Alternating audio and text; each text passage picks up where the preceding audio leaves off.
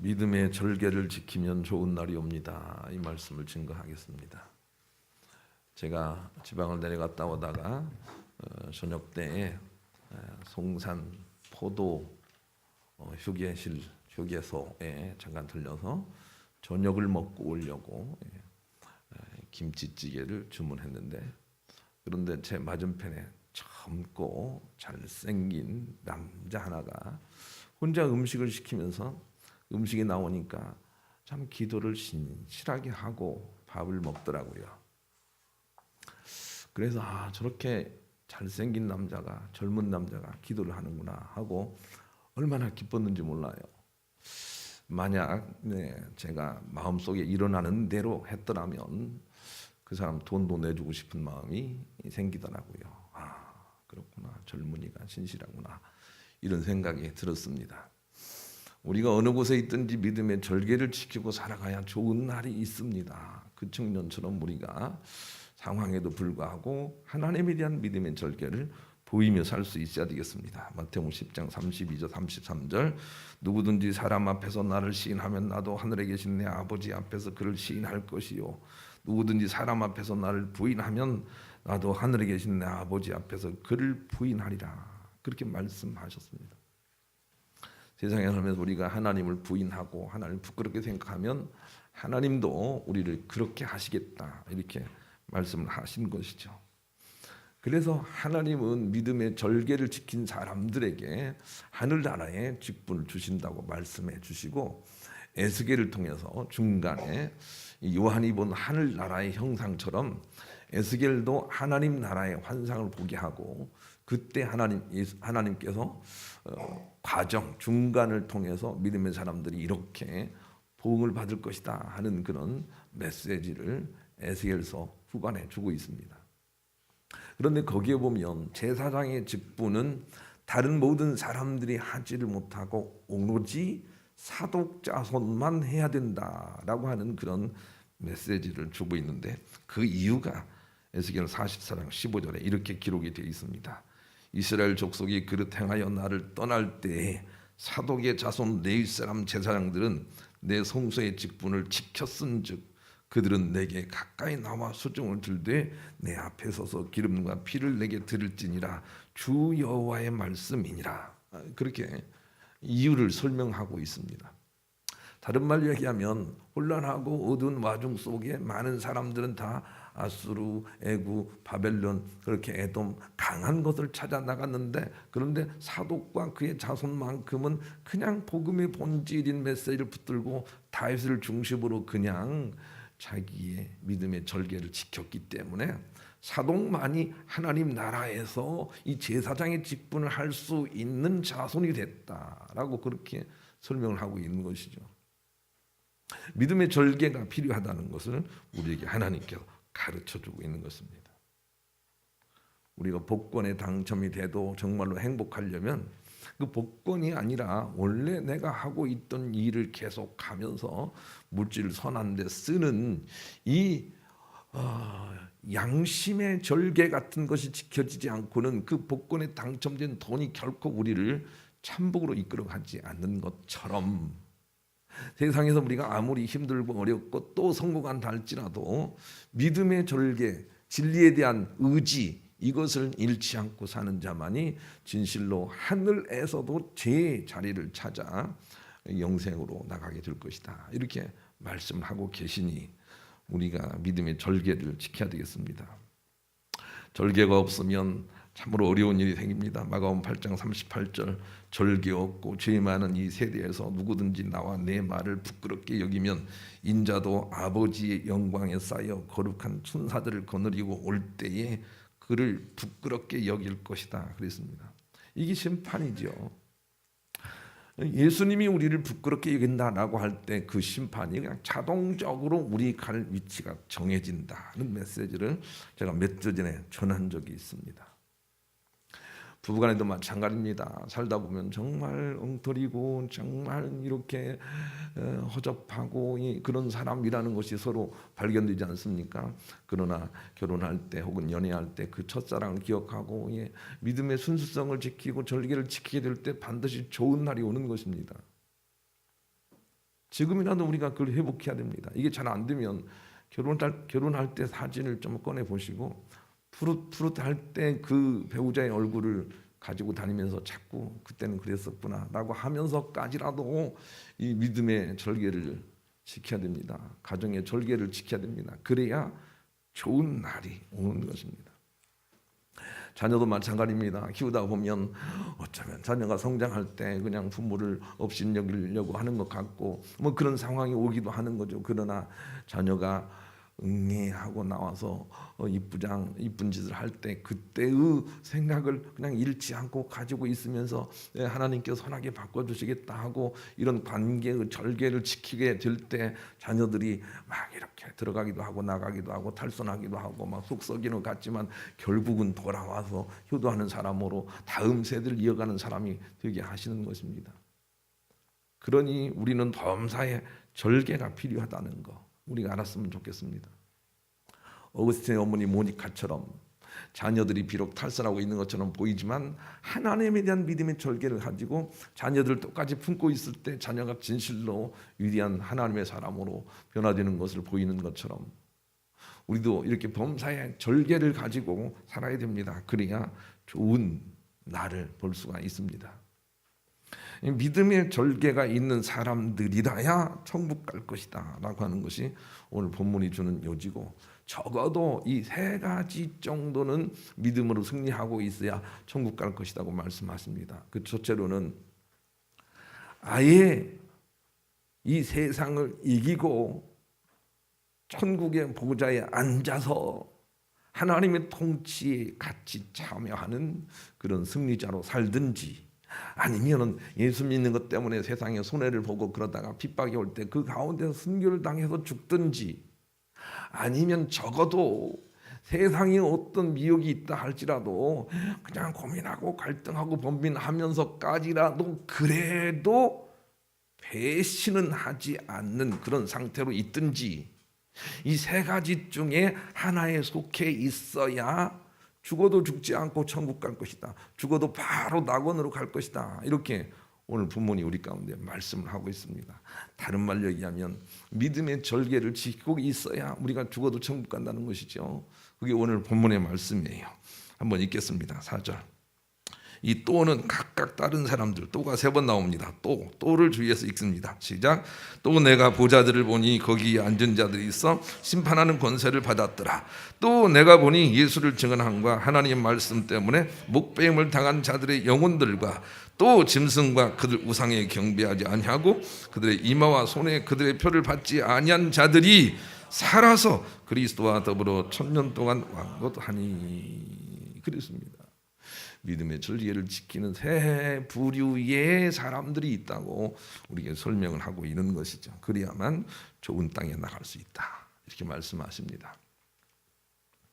우리 어머니가 2월 14일 날 돌아가셨는데 3개월 동안 아파 누워 계시다가 돌아가셨습니다. 그런데 그 돌아가시는 모양을 보고 저는 못 봤어요. 제 동생이 보고 이게 중계를 하는 거예요. 어머니가 이렇습니다. 중계를 하는 거 보니까 우리 어머니가 돌아가실 때 어쩌면 그렇게 살아있는 것과 돌아가는 것이 구분이 없도록 그냥 슬그머니 눈 감고 돌아가셨다는 거예요. 그래서 감사합니다 라고 그렇게 생각을 했습니다. 우리가 그 삶과 죽음의 경계선상에서 천사들의 손에 받들려서 아브라함의 품으로 들어가는 자와 그렇지 못하는 자의 분별을 정확하지는 않지만 세상에서 우리가 눈으로 보면서 알 수도 있습니다. 우리가 믿음의 절개를 지키고 있다면 그 나라에 그렇게 가게 될 것입니다.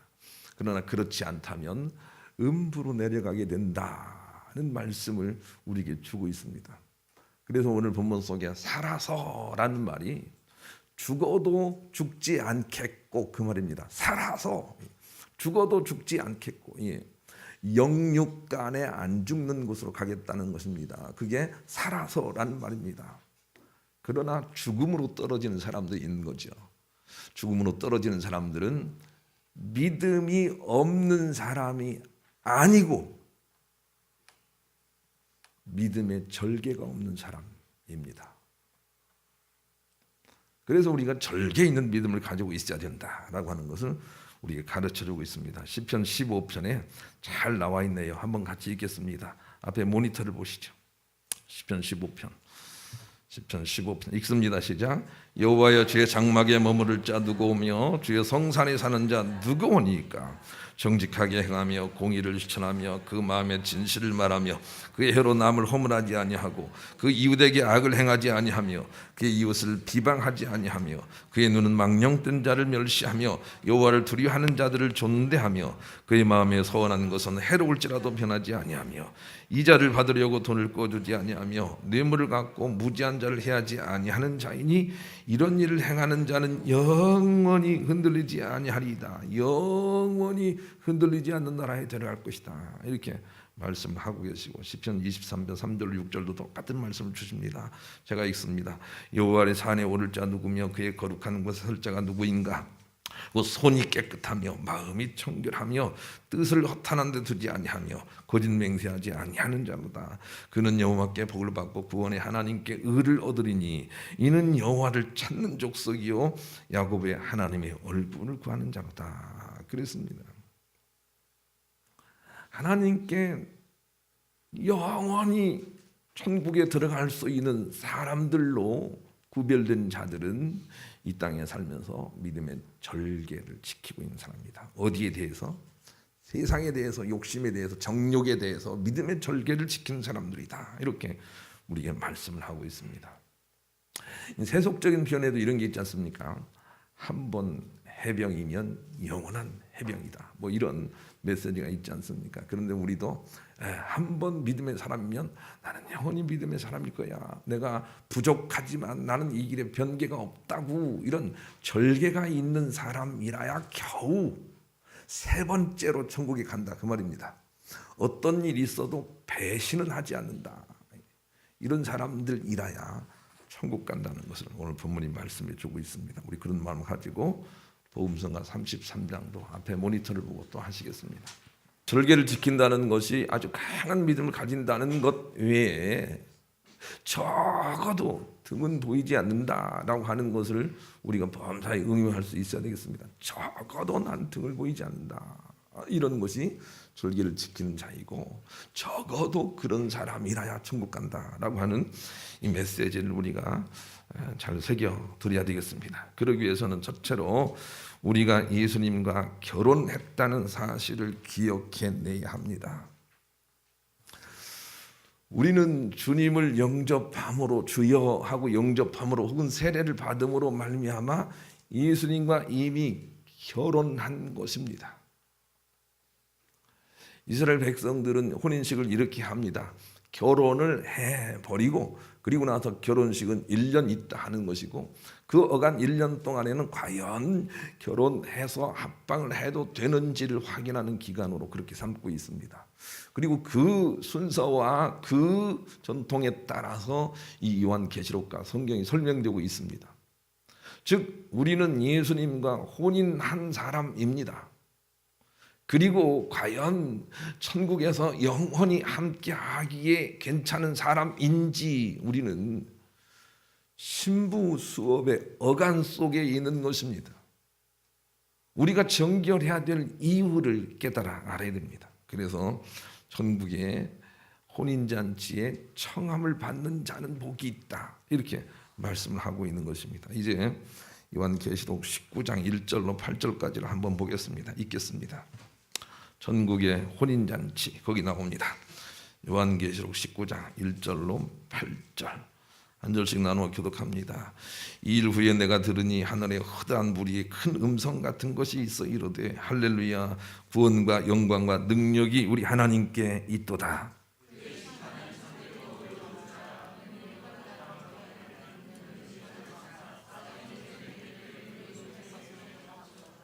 두 번째로 할렐루야 하니 그 연기가 세세토록 올라가더라.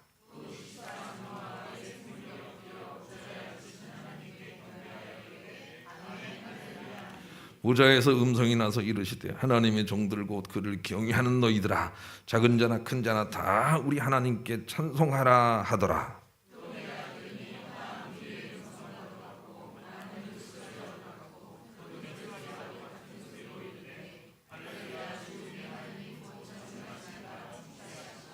우리가 즐거워하고 크게 기뻐하며 그에게 영광을 돌리세. 어린 양의 혼인 기약이 이르렀고 그의 아내가 자신을 준비하였으므로.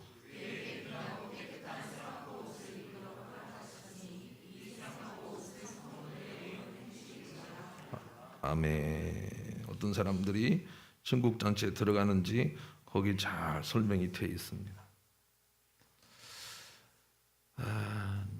저는 아침에 7시, 요즘 좀 달라졌죠. 그래서 한 7시 40분 언저리에 밥을 먹습니다. 근데 밥을 먹으려고 할 때 제 아내하고 함께 밥을 먹죠. 근데 텔레비를 들으면 연속극을 하나 해요. 아침 연속극. 그래서 함께 그것을 보게 돼요. 요즘은 뭐 내일도 승리라는 그런 연속극을 하더라고요. 연속극 보라고 건면하는 건 아니에요. 그런데 그 연속극을 보니까 승리라는 한 여주인공이 있는데 이전에 다른 남자와 좋지 않은 관계 속에 있었으나 그러나 자기를 이해해주는 남자를 만나서 결혼을 하려고 진행되는 그런 과정들이 묘사가 되어 있습니다. 자기는 비록 깨끗하게 살지 않았으나 이 남자 만나서 그 모든 것들을 다 풀어내놓으면서 정결함 속에서 한 신부로 준비돼가는 모습이 잘 그려져 있습니다. 우리는 비록 깨끗하고 정결하게 살지는 못했으나 그러나 주님 나의 신랑으로 여기고 그 앞에서 정결함이 고백되며 정결함이 회복되며 그분의 이해를 받으며 영생복락에 들어갈 준비를 하는 과정 속에 우리가 있다는 것을 인식을 해야 합니다. 그래서 다른 사람들 앞에서는 두 번째, 세 번째가 되는 것이고 하나님 앞에서 우리가 순수하지 못했음이 고백이 되면서 하나님의 용서와 이해 가운데 설 수 있도록 하는 삶이 우리에게 이어져야 합니다. 그런데 그 어간의 물질이나 세속이나 다른 우상이라고 표현되는 욕심 같은 것에 우리가 배신 행위를 하지 않는 한에서 우리가 천국 혼인잔치에 갈 수 있다는 것이죠. 적어도 배신하지 말아야 됩니다. 적어도 잘못할 수는 있으나 그러나 잘못했다는 것이 그분에게 용서가 될 만큼 그렇게 우리가 살아가는 거죠. 그래야 우리가 천국 갈 수 있다고 이 커트라인 같은 걸 얘기해요. 내가 다음 주에는 이 커트라인의 아주 세부적인 것을 말씀드릴 거예요. 그런데 큰 커트라인은 그거예요. 적어도 믿음을 배반하지 않는다. 이게 천국 가는 조건이라고요. 그런 마음을 가지고 복음서가 342장 2절도 모니터를 보고 한번 우리 같이 부르겠습니다. 우리가 사는 인생에 대한 이해가 된다면 우리는 인생에 힘을 얻고 인생을 이기면서 살 수가 있는 것이죠. 우리 인생의 의의는 신부수업이에요. 신부수업. 그걸 위해 사는 거예요. 깨끗하게 살면 좋겠으나 적어도 배신을 하지 않는 것, 이것이 하나님께서 원하시는 길이다 하는 것을 잊지 마시기를 바랍니다. 그래서 두 번째, 적어도 바람은 피우지 말아야 됩니다. 14장 요한계시록 14장 4절 5절을 잠깐 열어봅니다. 요한계시록 14장 4절 5절. 우리는 적어도 바람은 피우지 말아야 됩니다. 4절 5절 읽습니다. 시작. 이 사람 여자와 더불어 더럽히지 아니하고 순결한 자, 어린 양이 어디로 인도하든지 따라가는 자며 사람 가운데에서 속량함을 받아 처음 익은 열매로 하나님과 어린 양에게 속한 자들이니 그 입에 거짓말이 없고 흠이 없는 자들이다. 그랬습니다. 우리가 믿음의 순결을 지켜야 된다라는 메시지를 그렇게 주고 있는 것이죠. 예수님도 인간 삶의 부부관계에 대해서 이렇게 말씀을 하셨습니다. 너희가 서로 음란한 연고 외에는 헤어지지 않는 게 좋다. 이렇게 말씀하셨습니다. 다른 말로 얘기하면 음란한 것, 순결을 잃어버리는 것, 바람 키우는 것은 허락이 되지 않는 것입니다. 그것은 그 삶만을 이야기하는 것이 아니고 그것은 비유에 불과하고 하나님과 관계를 설명하고자 하시는 것입니다. 우리가 믿음이 연약해서 넘어질 수도 있고 믿음이 연약해서 혹은 어떻게 잘못될 수가 있으나 그러나 적어도 하나님 내가 부족해서 그런 것입니다 라고 하면서 바람은 피우지 말아야 된다는 것입니다. 여러분, 바람 피운다는 것이 어떤 의미인지 떠올려 보시길 바랍니다. 바람 피운다는 것은 예수님 아닌 다른 것들을 자기의 신랑으로 삼는 언어와 행실을 의미합니다. 주로 언어에 해당이 됩니다. 이런 말들을 쉽게 할 수 있나요? 뭐니 해도 돈이 적체야 그 다음에 교회지, 이런 말은 바람 피우는 것과 같은 것입니다. 내가 신앙생활 열심히 해야 되는데 이놈의 돈 때문에 내가 못하고 있네, 하나님 죄송합니다. 이런 사람들은 바람 피운 사람은 아닙니다. 그걸 우리가 구별할 수 있어야 되겠습니다. 그래서 적어도 바람은 피워서는 안 된다는 것이죠. 그게 오늘 본문이 주는 마지막 구원의 커트라인입니다. 20장 4절을 다시 한번 읽겠습니다. 적어도 세 번째 20장 4절 읽습니다. 시작. 또 내가 보좌들을 보니 거기에 앉은 자들이 있어 심판하는 권세를 받았더라. 또 내가 보니 예수를 증언함과 하나님 말씀 때문에 목배임을 당한 자들의 영혼들과 또 짐승과 그의 우상에게 경배하지 아니하고 그들의 이마와 손에 그들의 표를 받지 아니한 자들이 살아서 그리스도와 더불어 천년 동안 왕노릇하니.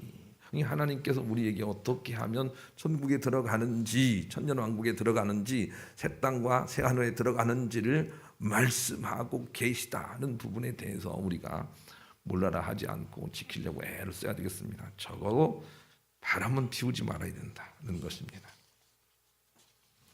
아인슈타인이 이런 말을 했습니다. 나는 유대계 기독교인입니다. 이 말 아시겠어요? 자기는 유태인이 아니고 유태인 출신의 기독교인이라는 거예요. 그렇다고 지금 내가 종교 생활을 잘하고 있는 것은 아닙니다. 그러나 내가 학생이었을 때까지 나는 통학길에 찬송을 부르는 것을 즐겨하곤 하였습니다. 나중에 과학서적을 읽으면서부터 나는 아브라함에 관한 글은 더 이상 읽지를 않았습니다. 그러나 나는 확신합니다. 과학 너머에 아브라함의 무한한 질서가 있다는 것을 말입니다. 그렇게 보면 나는 독실한 신앙인이 맞습니다. 아인슈타인은 믿음의 절개만큼은 지켰다, 이렇게 우리가 이해하면 됩니다. 열심히 신앙생활 하지 않았습니다. 그러나 절개는 지켰다. 이것이 구원의 커트라인 정도라는 것을 우리가 알았으면 좋겠습니다. 인터넷에 이런 글이 있었습니다. 제가 한번 읽어드린 적이 있습니다. 오랜만에 버스를 탔습니다. 빈자리가 있어 기분 좋게 앉았습니다. 잠시 후 20살쯤의 여대생으로 보이는 여학생이 버스에 올랐습니다. 그리고는 내가 앉은 좌석에 손잡이를 잡고 섰습니다. 뽀얀 피부에 단아한 옷차림, 한눈에 봐도 귀하게 자란 티가 나는 예쁘장한 여대생이었습니다. 그 순간 버스가 횡단보도 신호 때문에 멈춰 섰습니다. 창밖으로 남루한 옷차림의 아저씨가 물건을 잔뜩 실은 손수레를 절뚝거리며 힘겹게 끌고 가고 있었습니다. 그 모습은 나만 지켜본 건 아니었나 봅니다. 뒷좌석에 사람들이 수군거림이 들려왔기 때문입니다. 불쌍하기도 하지. 쯧쯧. 그러게요. 몸도 성취하는 사람이 추운데 고생이 많네요. 그 순간 옆에 서 있던 바로 그 예쁜 여학생이 창문을 열고 아빠 하고 큰 소리로 부르는 것이었습니다. 사람들은 설마하는 눈초리로 창밖을 내다보았습니다. 손수레를 끌던 아저씨는 걸음을 멈추고 이제 집에 가니? 네 아빠. 옷은 왜 이렇게 얇게 입고 나오셨어요? 감기 들면 어쩌시려고요? 딸을 보며 아빠는 웃음을 지었습니다. 딸도 아빠를 보며 웃었습니다. 그 웃음에서 빛이 났습니다. 아저씨는 많은 사람 앞에서도 당신을 부끄러워하지 않는 딸이 고맙고 흐뭇한 모양입니다. 그런 딸이 얼마나 예쁠까요? 그렇기에 이렇게 추운 날에도 딸 자식 위에 불편한 몸 이끌고 나오신 거겠지요. 버스 안이 조용해졌습니다. 모두 같은 생각을 하고 있는 듯 했습니다. 이 아이 얼굴만큼이나 마음도 참 곱구나 하고 자기 자신들을 비춰보는 것 같았습니다. 여러분은 이런 상황에 그렇게 할 수 있겠습니까? 우리 예수 믿고 예수님을 우리 가족으로 받아들인 우리가 얼마나 위기 상황 속에서 주님을 모른 채 할 때 나의 처지가 좋아지는 경우가 우리 삶 속에 얼마나 많겠습니까? 그런데도 불구하고 믿음의 절개를 지킬 수 있겠습니까? 마가복음 8장 38절 다시 한번 읽습니다. 누구든지 이 음란하고 죄 많은 세대에서 나와 내 말을 부끄러워하면 인자도 하나님의 영광으로 거룩한 천사들과 함께 올 때 그 사람을 부끄러워하리라. 이게 우리 하나님께서 심판하시는 방법입니다. 물질적인 세대의 믿음은 불필요한 것처럼 보일 것이나 믿음의 절개를 지키는 자들이 결국 승리한다는 것이 주님의 메시지입니다. 제가 어렸을 때 한때 미국을 중심으로 해서 맹장은 우리 몸에서 필요 없는 것이다 해서 어렸을 때부터 맹장을 떼어내는 일들을 참 많이 했더랬습니다. 그런데 우주 시대가 열리고 우주인들이 나오면서 맹장이 없이는 우주에 가지 못한다는 것을 알고 지금은 떼어내지 않습니다. 나는 믿음이 이와 혹 같다고 생각합니다. 믿음이라고 하는 것은 이 땅에서 거추장스럽습니다. 자꾸 내 삶을 제약하는 것 같습니다. 그러나 궁극적으로 천국 가고 영생 얻는 데에는 이 믿음이라는 것이 필요하다는 것을 인식하는 우리가 돼야 합니다. 그리고 그 절개를 지킬 수 있어야 되겠습니다. 믿음의 절개를 지키지 못할 만큼 미혹이 많은 세상이 말세 갈수록 더 많다는 것이 주님이 주시는 또한 메시지이기도 합니다. 그 가운데서 참고 인내하면서 믿음의 절개를 지킨 자에게 생명의 면류관을 주시겠다고 야고보서 1장 12절에 말씀을 하고 있는 것입니다. 부족하고 약해도 괜찮습니다. 적어도 괜찮습니다. 그러나 우리는 어떤 상황이라도 진리를 부정하는 입술이 돼서는 안 됩니다. 그것은 우리에게 바람 피움이 되고 배신이 되어서 하나님도 우리를 그렇게 하시지 않을 수 없다고 말씀을 하시기 때문에 그런 것입니다. 끝까지 믿음의 절개를 잘 지키셔서 이 땅에서도 참복을 누리시고 영생 복락에 들어가시는 여러분 모두가 되시기를 우리 주님의 이름으로 간절히 축원합니다.